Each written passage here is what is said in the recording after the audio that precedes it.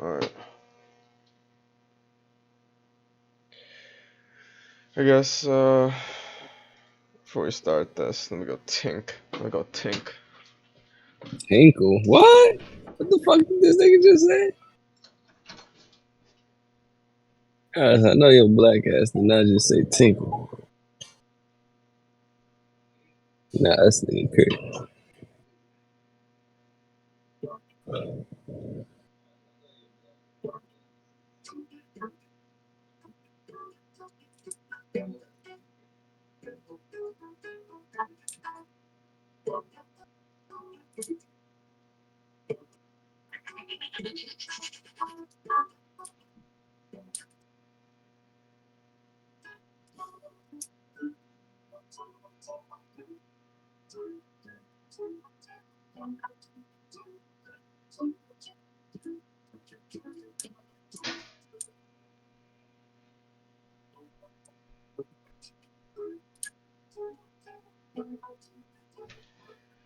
Yeah, dude, you've never taken a tink before?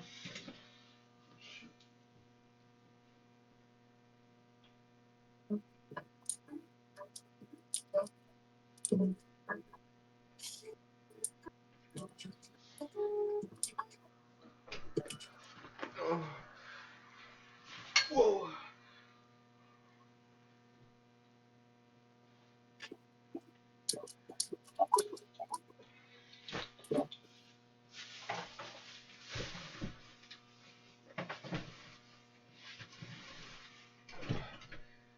My boy Nero's never taken a tinkle before, dude. What? Yeah, we don't take tinkles, boy. We take a piss. My boy A thinks piss. he's Kim Jong Un, dude. He doesn't use the bathroom, dude. He doesn't he doesn't Tinkle. he Nah, doesn't nigga. defecate, dude. He doesn't pass Nah, gas. He doesn't eat, nah, dude. nigga. I take a My piss. my This boy nigga take my boy Nero doesn't even blink, dude. Ah, nigga said he don't blink. Nah, this nigga's crazy. Alright, let's get this stepping. Why is this already finished? Just let me know. Just let me know. Just let me know. Just let me know. I'm letting you know that it's let me know.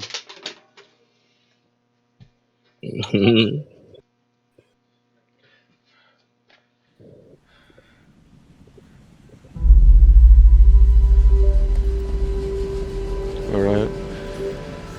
Well, this actually looks really good on my fucking In the late screen 19th share. century, the city of London was the largest in the world, a sprawling metropolis and a melting pot for trade, finance, and people. But in the autumn of 1888, an horrific story emerged from the capital's East End. A story so dreadful it sent shockwaves around the world.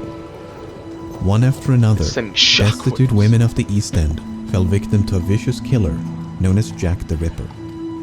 Despite an extensive manhunt and a few close calls, the Ripper was never caught. Instead, the murders came... Is Jizzery here?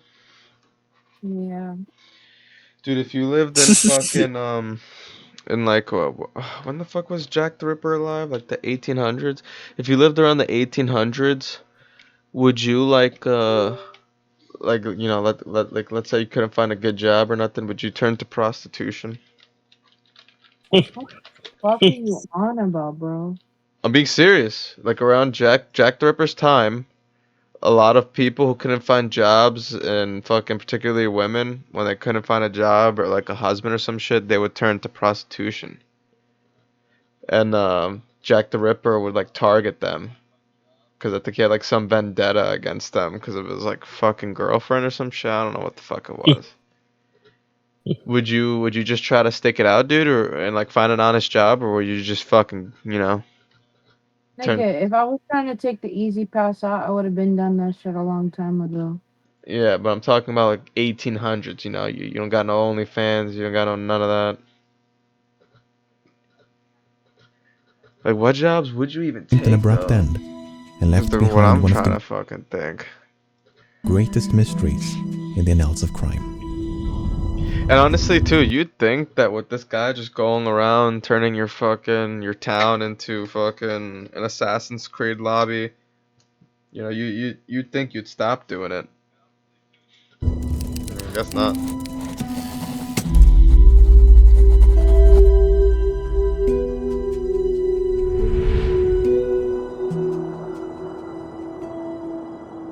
In the East End of London, there's a district known as Whitechapel. In the late 19th century, Whitechapel was known for its overcrowded slums, Yeah, where many of the Whitechapel. capital's poor and unemployed had taken refuge. Day and night, an army of policemen would constantly patrol this labyrinthine network of dim-lit streets, courts, and alleys. Networks. One such place was a narrow passage known as George Yard. George Yard. Near the north George. entrance of this passage was a residential complex known as George Yard Buildings. It was the morning of August the 7th, 1888, when an upstairs tenant named John Reeves headed out for work. Upon reaching the first floor landing, Reeves encountered the body of a woman lying upon her back in a pool of blood. She has perished. Horrified by the sight, he stumbled down to the street below in search for help. Constable Thomas Barrett was the first officer on the scene. He was soon joined by Dr. Timothy Killeen, who conducted a brief examination. The woman had been stabbed 39 times, primarily in the chest and abdomen. Dr. Killeen estimated that she had been dead for, quote, about 3 hours, thus placing the time of death at approximately 2:30 in the morning. The woman had likely been attacked where she was found, as no blood was found beyond the staircase landing. But this was strange, as none of the tenants in this crowded building had heard a single cry for help or a disturbance of any kind. One exception was Amy Hewitt, a tenant who claimed to have heard a lone cry of murder. But this She heard was cries only of the evening murder. August the 6th, and the scream had emanated from outside the complex. Cries of murder. Hewitt further explained, "The district round here is rather rough, and cries of murder are a frequent, if not nightly, occurrence." The victim was eventually Hell no, identified dude, as that shit is 39-year-old insane, bro. Martha Tabram. Like that's just like, hey, dude, yeah, it's frequent here. Cries of murder, people dying. Like, what the fuck, bro? Tabram was a mother of two and had separate. Like, I can't, like, even, yeah, I can't picture that, because, like, nowadays, I guess, like, if you do live in a city, or, like, the only place where you'd hear, like, screams like that would be, like, in rural areas, like mine, I guess. But, like, if you were What to the fuck are be we talking about? watching, like, a documentary on, Jack the Ripper, and, like, they're talking about how, like, the city is, like, a labyrinth and shit. And how, like, they were hearing, like, cries of murder, like, every single night. Like, that's just, like, a common thing. Like, people are just dying there. And, like, I'm Listen, saying... I'm gonna I'm gonna black out for a little off the weed because I'm very fucking high. I don't know what time it is, but I shall be back in about. Who knows if I'll be back? It is 2 in the morning. Actually, I'm fucking high. Yeah. Alizé, Asta, you two have a blessed, joyful night. I'm going to go collapse and die on my bed. Separated from her husband many Boy years couldn't prior. handle the weed. Her last known address No, was no, no, no. 19 I George am Street, a collapsed common like a lodging house. 98 Civic, nigga. My boy couldn't handle the marijuana. The marijuana. Couldn't handle Less than marijuana. 300 meters from the site of her death.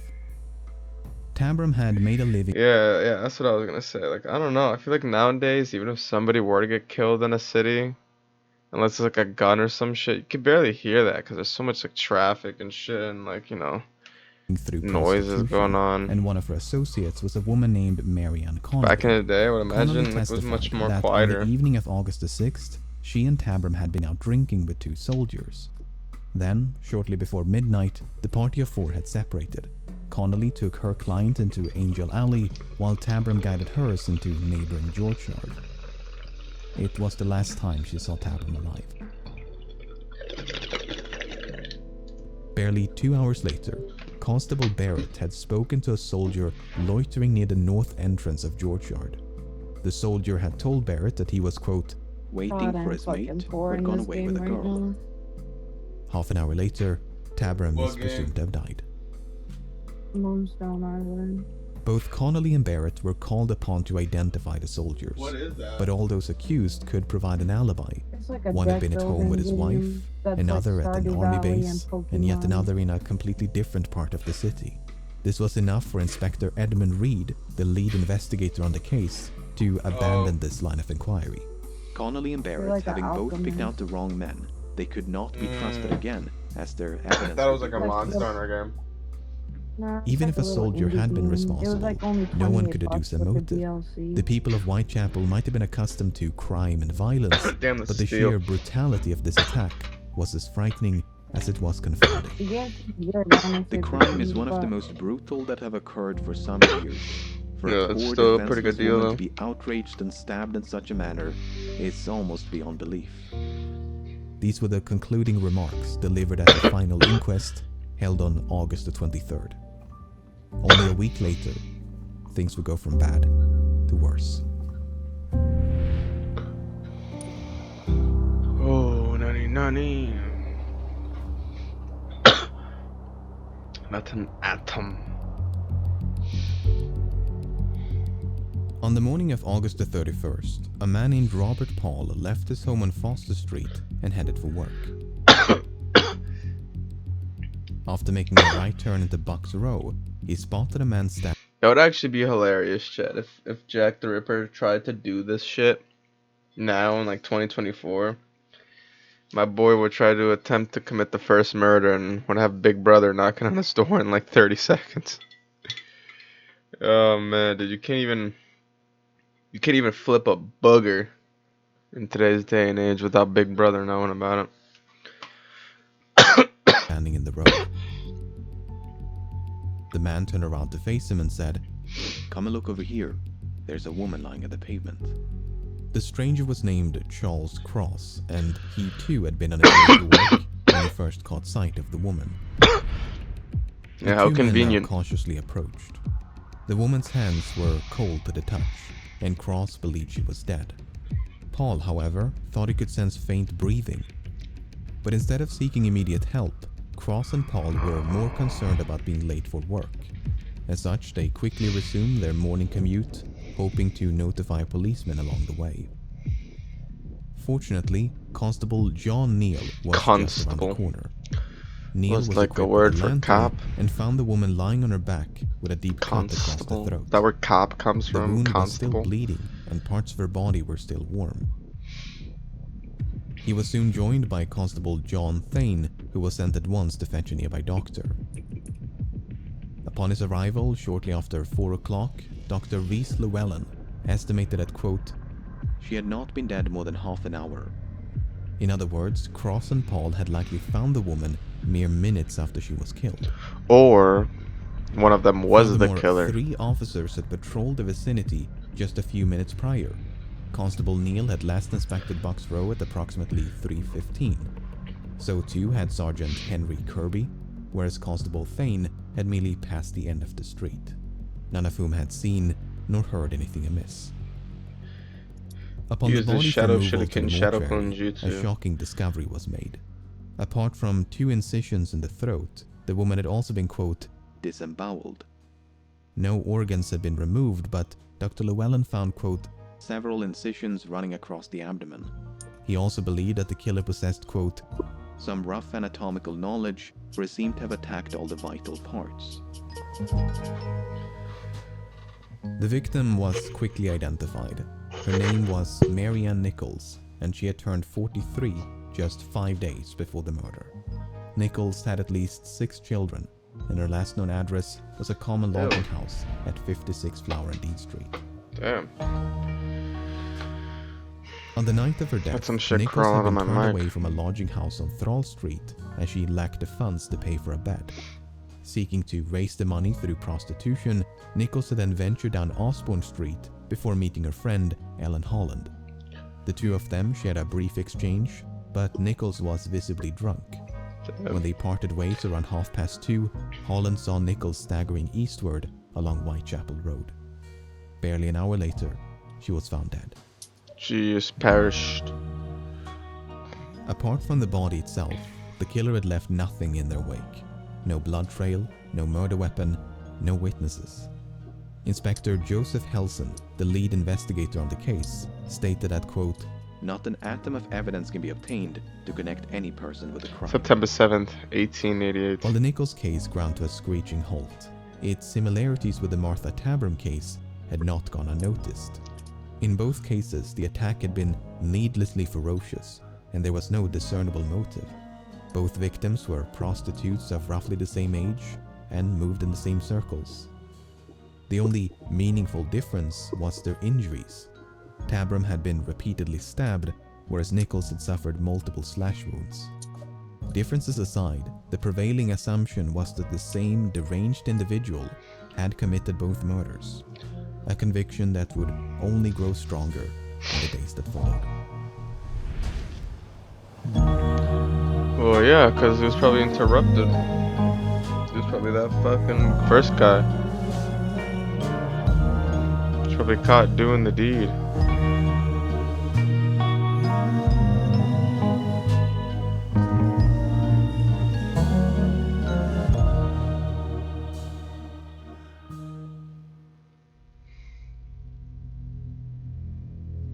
As the sun was rising on September the 8th, a man named John Richardson was on his way to work. At 4:45, he made a quick stop at 29 Hanbury Street. He went through the entrance and out the back door by way of a cramped hallway. Richardson then sat down on the backyard steps before grabbing a knife to trim a vexing piece of leather from his boot. Once satisfied, he left the building and shut the front door behind him. About an hour later, a third-floor tenant of the same address, John Davis, plodded downstairs and into the hallway. The front door was now wide open, but the one in the back was closed. When Davis went to open it, he found the bloodied remains of a woman lying on her back just below the steps. Jeez. Inspector Joseph Chandler was the first officer on the scene. After a brief inspection, he sent at once for a medic. Dr. George Phillips arrived at 6:30 and found the woman, quote, terribly mutilated. the throat had been, quote, I hate when they say that whereas 6:30. the abdomen My had brother been, say quote, 6:30. entirely laid open, the intestines had been, quote, lifted out of the body and placed by the shoulder of the corpse. The body was then conveyed to the mortuary, while Inspector Chandler and Dr. Phillips conducted a sweep of the backyard. Most of what they found belonged to the tenants of the building, but just below the resting place of the woman's feet, they found a small piece of cloth and 2 combs. The items had likely belonged to the victim, but it seemed to Dr. You Phillips think he that just they had left been that shit deliberately just to like positioned troll him? and arranged Yeah, I was by about the to killer. say. You know, they just troll The them. post-mortem revealed that 2 brass rings had been forcefully removed from the victim's left hand. These rings were nowhere to be found. The rings of Portions of the victim's abdomen had also gone missing, including the womb. Dr. Phillips believed that, quote, The mode in which these portions were extracted showed some anatomical knowledge. this point was greatly expanded upon at a subsequent inquest. The injuries had been made by someone who had considerable anatomical skill and knowledge. There were no meaningless cuts. For instance, were no mere meaningless slaughterer of cuts. animals could have carried out these operations. It must have been someone accustomed to the post-mortem room. To the post-mortem The room. victim was quickly identified as Annie Chapman. Chapman's date of birth is a bit uncertain, but she was roughly 47 at the time of her death. She had at least 7 children, but was tragically only survived by Yeah, 2. 7 children. That's Her last known crazy. address was a common lodging house at 35 Dorset Street. But they all die? Holy crap. On the night of her death, Chapman had been denied accommodations as she lacked the funds to pay for a bed. She was escorted off the premises by the night watchman, who then saw her vanish into a nearby alleyway. What happened to Chapman over the next few hours, nobody knows. Her whereabouts during this time is a complete mystery. But unlike the 2 previous cases, a witness in the Chapman case might have caught a glimpse of the killer. At 5:30 on the morning of September the 8th, a woman named Elizabeth Long spotted a man and a woman conversing outside 29 Hanbury Street. Long was positive that the woman she'd seen was Annie Chapman, but the man had stood with his back towards Long, so she never saw his face. Long did, however, managed to overhear a fragment of their conversation. The man had posed the question, just a wee "Will bit. you?" to which the woman responded, Yes. Just a little fragment. Now, a lasting point of contention in the She Chapman was case is perished. the time of death.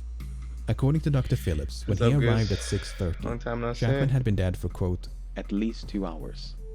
that would place her death at around 4:30. But according to Long, she saw Chapman alive a full hour later. Then there's the testimony of John Richardson. Richardson was the son of one of the tenants in the building. At 4:45, he made a routine checkup on the door to the basement, which had previously suffered a break-in. When he found it secure, he sat down on the backyard steps to trim a piece of leather from his boot. Even though he sat mere centimeters from the murder site, Richardson did not see a body. He was adamant on this point. I could not have failed to notice the deceased if she had been there. Yeah, I was about to say, how's To muddle the that timeline possible? even They further, just, there's there's the no way you testimony just of walk Albert past a Kaddish. body and don't see it. About 20 minutes past 5, Kaddish had gone through the backyard of 27 Hanbury Street when he heard voices coming from nearby. They were barely audible, however, and Kaddish had only made out the word no. A few minutes later, he heard something falling against the wooden fence, dividing the 2 yards. Nothing.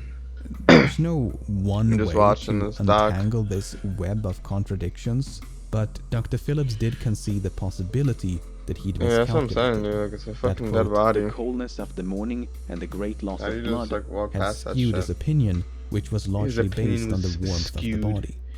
So, presuming that Dr. Phillips did miscalculate, and the recollections of Long Mishap in and judgment. Kaddish were off by a few minutes, that would place Chapman's death at around 5:30 in the morning. By this point, the dim light of dawn would have provided the tenants of 29 Hanbury Street an unobstructed view of the murder site, some of whom had even slept with their windows open. In spite of this, the killer How do you managed to sleep evade with the window detection open? You don't hear and shit. even made time to arrange the victim's That's possessions. kind of odd. As the tally of Yeah, victims honestly, gradually perhaps mounted, he was the under the public grew influence. increasingly anxious. They were not only frightened by the murders, but frustrated with the police and their perceived incompetence.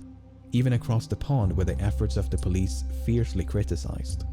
The London Police and Detective Force is probably the stupidest in the world. The stupidest. What these mocking quotes and illustrations failed to capture were the overwhelming odds stacked in favor of the perpetrator. The police were up against someone who seemingly struck without motive, someone who left no murder weapon and few witnesses. On top of that, the East End was severely overcrowded, while the police were understaffed. As one newspaper put it, A man in the East End of London is a grain of sand, It's a as grain invisible of sand. and almost as much beyond identification amid the masses. at no point would this become more apparent than during the events of September the 30th.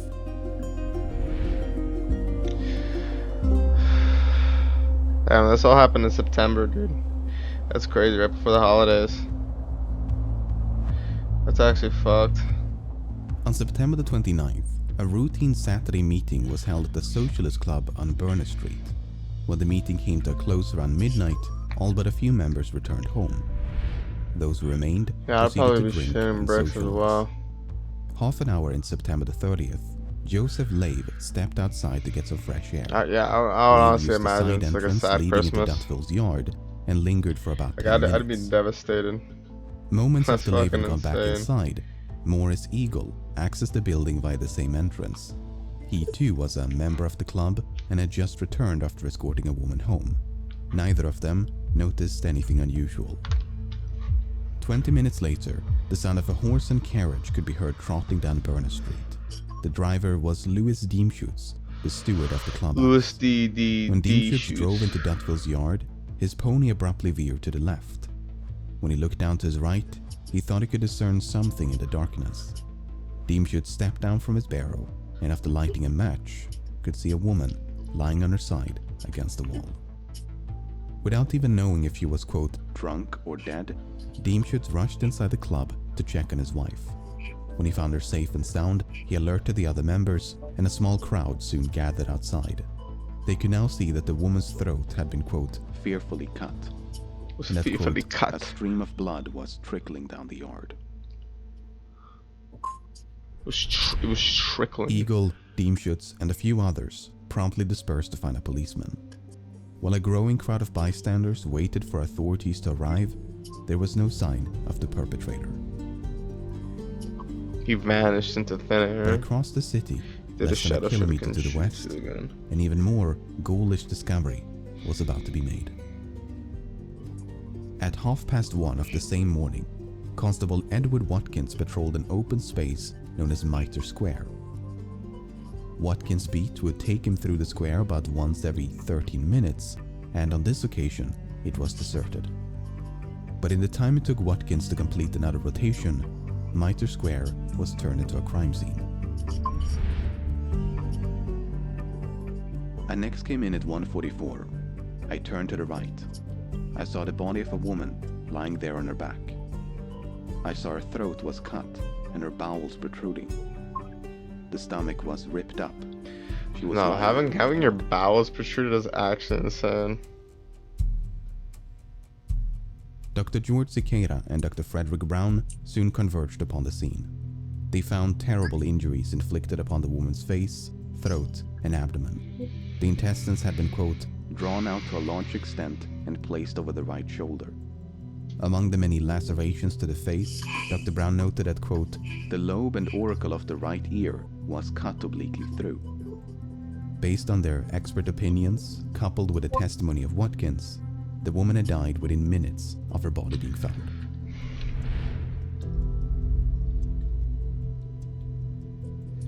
Back in Berner Street, Dr. Frederick Blackwell and Dr. George Phillips had reached the same conclusion. The woman in Dutville's yard had died within minutes of her body being found. But unlike previous victims, she had only suffered injuries to the throat. There were no abdominal mutilations or anything else by which to connect the attack to the others. But the murder in Dutville's yard and the one in Mitre Square were separated by less than 1 kilometer and some 45 minutes. Yeah, but that's like a hike, This allowed dude. for a chilling possibility. It was suspected then, as it Like, continues I could to probably be run today, that though. that when Deemschutz came clattering through the gateway, Like he 10, 20 unwittingly minutes. interrupted 20-minute the jog. The killer may even have become trapped inside Dutville's yard because the gate on Berner Street was the only point of entry. Perhaps they saw an opportunity to escape when Deemschutz then rushed inside the club. From there, Yeah, it would dude. have taken them less than 15 minutes. I to hate reach having to Mitre Square. update my shit like Plenty of OBS time and Twitch. to hunt It's for another annoying victim. goose. But it must be emphasized that Especially this have is to update pure like Windows and speculation. like all your There like is other no apps evidence and to stuff. suggest the two murders were even connected. Yeah, man. The woman in Dutville's yard was identified as 44-year-old Elizabeth Stride.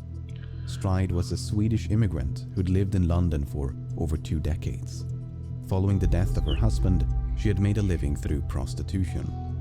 Her last known address was a common lodging house at 32 lodging Flower house. Dean Street. On the night of her death, Stride had been seen by quite an abundance of witnesses. First, she was seen in the company of a, quote, Respectably dressed man. around He's a 11 o'clock. respectably dressed About a man. quarter to midnight, Stride was seen talking to a man who was, quote, Decently dressed. and had the appearance of a clerk. Then, only a few minutes before the murder, Stride was seen in the company of a man by Constable William Smith. The man was carrying a small parcel wrapped in newspaper and was of, quote, Respectable appearance. Respectable appearance. It's unclear whether these descriptions are of the same person or if Stride accosted multiple clients as the night progressed. There were other witnesses, some less credible than others, but the one that really stood out from the rest was Israel Schwartz. Mr. About a quarter to Schwartz. 1, Schwartz had been walking down Berner Street. As he came up on Dutville's yard, he witnessed a man So it was a throwing a woman to the constable? ground in front of the entrance. The woman had, quote, Screamed 3 Fucking times, but constable. not very loudly. Yeah, I'm pretty sure that's just like a Schwartz cop, would later dude. identify You know, this like a police woman officer. as Elizabeth Stride. Schwartz did not try to intervene, but opted instead to simply cross the street. That's He's when he spied crossing a the second man on street. the opposite side who was lighting a pipe. The man who attacked the woman then appeared to address the second man by shouting the name Lipsky. The pipe smoker then proceeded to follow Schwartz before eventually breaking away. When taken at face value, this story appears to suggest that the killer had an accomplice by the name of Lipsky. This was indeed the interpretation of some government officials. But Inspector Frederick Abeline, one of the lead investigators on the case, had a very different interpretation. You see, the name Lipsky had gained notoriety in 1887 when a Jewish man by the name of Israel Lipsky was convicted of murder. Owing to the publicity of that case, the surname Lipsky had become an anti-Semitic slur. Abeline therefore deduced that the man who shouted Lipsky was directing an insult at Schwartz, who was described as having a quote, strong Jewish appearance. The man with the pipe, meanwhile, may have been an innocent passerby who became frightened along with Schwartz. Whether Abeline's interpretation is correct, it's doubtful we'll ever truly know. Nevertheless, Schwartz's account is compelling, as he conceivably witnessed the moment when Elizabeth Stride was attacked. Back in Mitre Square, a large crowd of spectators had assembled upon the scene, all driven by their morbid curiosity to get a glimpse of the body. The post-mortem revealed that the killer had extracted a few organs, including the womb and left kidney. According to Dr. Brown, this extraction required, quote, a good deal of knowledge, which he likened to that of a butcher. By contrast, Dr. Cicada did not find any signs of, quote, great anatomical skill. The woman in Mitre Square was identified as 46-year-old Catherine Eddowes. Eddowes had at least 5 children, but after escaping her abusive husband, she had become estranged from her family. Her last known address was a common lodging house at 55 Flower and Dean Street. On the night of her death, Eddowes had been out drinking. She got so drunk that around 8:30, she was found lying on the sidewalk in Aldgate High Street, surrounded by a crowd. The commotion attracted a few officers, who then escorted Eddowes to a nearby police station. There, she remained locked in a cell until 1 o'clock in the morning. Jesus Christ. After being released from jail, Eddowes was likely spotted in the company of a man in the vicinity of Mitre Square. Only one of the 3 witnesses, Joseph Lavende, had paid close attention to the couple. The man had the appearance of a sailor and wore a, quote, reddish handkerchief round his neck. While Lavende did identify the woman as Catherine Eddowes, he never saw her face. Nevertheless, this sighting was only made some 10 minutes before Eddowes' body was discovered by Constable Watkins. What's so incredibly tragic about the Eddowes case is how narrowly the killer escaped justice. First of all, the only private residence in Mitre Square was occupied by a policeman and his family. Yeah, that's crazy. Like, you'd think he'd have more, like, instinct. Overlooking the murder site. Like, he would have activated, like, his domain. All, a night watchman and retired policeman had been cleaning a warehouse within earshot of the murder site. He would routinely hear the footsteps of patrolling officers, yet heard nothing at the time of the murder. Finally, Constable James Harvey had glanced into Mitre Square at roughly 20 minutes to 2. That's right in between the 20 minutes by to 30 minutes and the past 12, like, bro. Harvey should have had an unobstructed view of the murder site, yet he failed to notice anything suspicious. Was it too dark? Was the killer standing just a few meters away, cloaked in shadow? Did one or more witnesses get the time wrong? While the killer did ultimately escape, they did not do so without leaving a trace. Shortly before 3 o'clock, a blood-stained piece of cloth was found near the entrance to a building a few blocks to the northeast. It proved to be a ripped portion of the apron worn by Eddowes. The patch had evidently been torn off and then discarded by the killer upon their escape. Now, on the wall above this patch of apron, someone had written a message. The Jews are the men that will not be blamed for nothing. What the fuck does that even, like, what? To this day, both the meaning and the author of this message remain in doubt. Was it written by the killer? Was it an attempt to cast suspicion upon or even away from the Jewish community? Yeah, like what, Was bro? it completely How do you unrelated even, like, what does to that the even murder? mean? Similar questions would soon be raised by a few letters. Letters which had supposedly been written and posted by the killer. What does that even, like, bro, what? I was just fucking writing. 3 days before the murder of Probably Elizabeth does have Stride and some meaning, I Kathleen don't even know. Eddowes, the Central News Agency of London received I'm a probably letter in just the too post, the author of which claimed not responsibility for the smart recent to murders figure it and out. to be planning for the quote, next job. Then, in the aftermath of the two killings, the same agency received a blood-smeared postcard. It contained details about the atrocities, which the author described as a quote, double event. On the off chance that the letters were genuine, the police decided to make them public. The hope was that someone would recognize the handwriting. Unfortunately, no one ever did. Instead, it merely served to advertise the name with which the letters had been signed. Opinions on the letters' authenticity were divided back then and continue to be today. Most notably, the Dear Boss letter had promised to quote, clip the His lady's dear ears off. boss. and send them to the police. The police never received such a package, and neither of the two victims I had would have had been their ears petrified if removed. I received a package like that. But you Like, I may would have actually recall been that the right mortified. earlobe of Eddowes had been, quote, cut obliquely through. Ew. was this a botched attempt by the killer to keep That's their fucking promise? gross. Or was it merely one of numerous lacerations with no connection to the letter? The contents of the letters notwithstanding, modern linguistic analysis does suggest That's that they were so penned by the nasty. same hand. If I could cut the So, ear off. hoaxes or not, the authors were likely one and the same. However, the handwriting bore, quote, no resemblance at all to the message written above the torn patch of apron. Now, the publication of the letters inspired an onslaught of copycats. Agencies all over London were soon inundated with correspondence imitating the other two. But at least one of them might have been genuine, not because of the contents of the letter, but rather the contents of a box with which it was delivered. On October the 16th, a man named George Lusk received a small package in the post.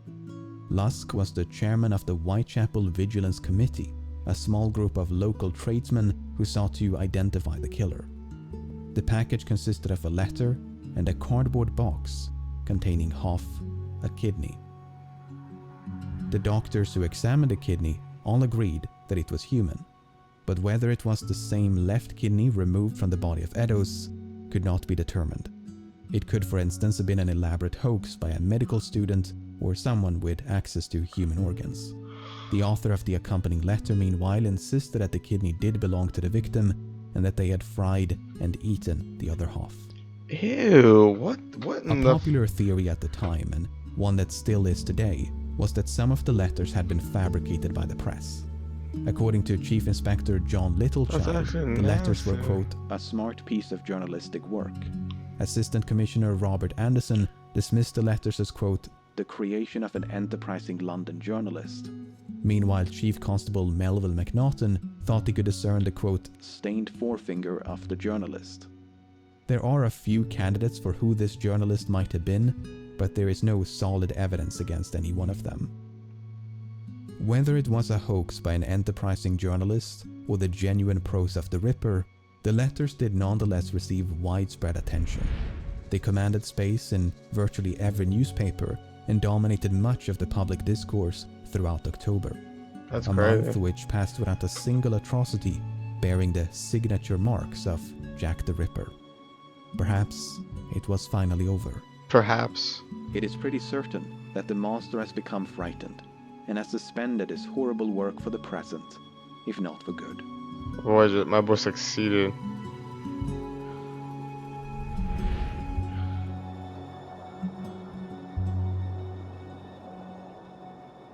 Oh god. Oh man. I think we're gonna call it right there for the YouTube vid right now. And we'll pick this up tomorrow. Because I think I don't have to see my girl.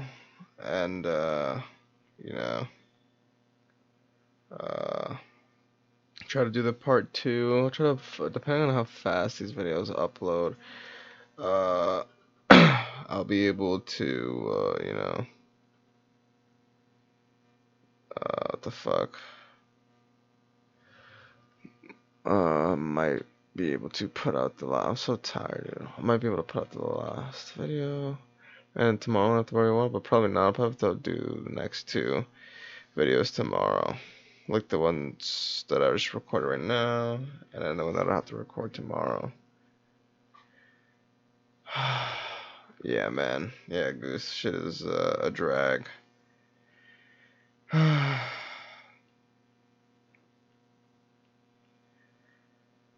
Like, fuck, dude. My eyes burn. Like, fuck. Shit is processing HD.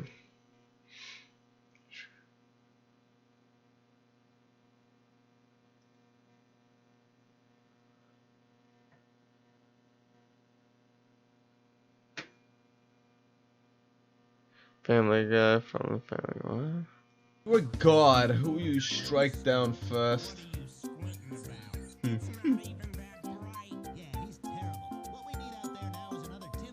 Some fucking Weenie Hut Jr. shit.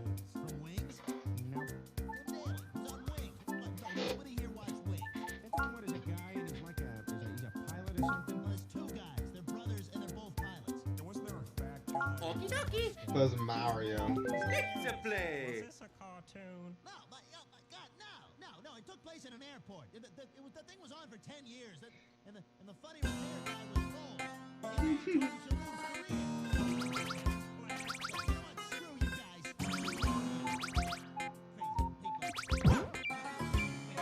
The crazy people living under a rock don't know when.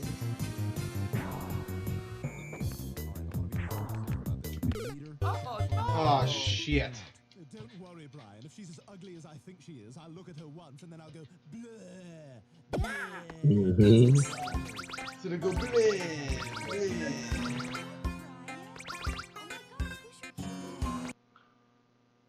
Alright. Just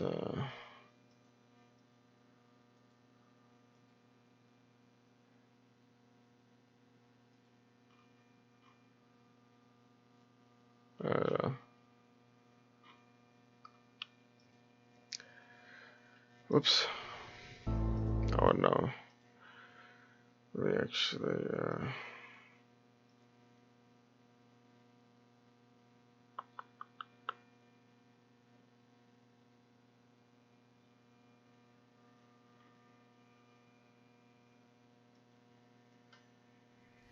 Gru officially fucked. You talking about because he's got a son? I've never watched Despicable Me, so I don't really care. But congrats to Gru. Thanks for your sublime. Why did you go to YouTube back to Twitch? I didn't. I'm still on YouTube. I just simul stream. Twitch said you can do that now, and there's literally no reason not to. That's something I can briefly mention. Pokimane recently announced that she's no longer going to be exclusive to Twitch, right?